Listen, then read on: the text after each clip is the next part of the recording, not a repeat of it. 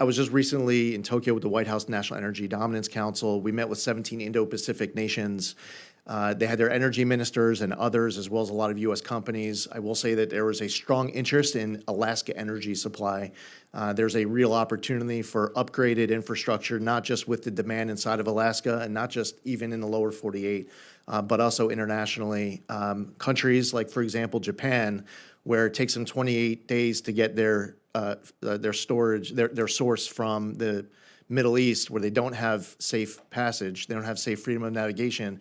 They're looking to Alaska, where they have been getting it in 8 days now, for 60 years, and they've always had total freedom of navigation. And the word is spreading amongst these Indo-Pacific nations as they talk about diversifying their energy supply.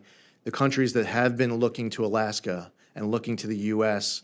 are talking about how they want more, they want to get more, and these other countries are looking at it for the first time. So I think that there's a very big opportunity for Alaska, not just to increase infrastructure for Alaskans, but also as it relates to the Alaskan economy to look to exporting even out of the country.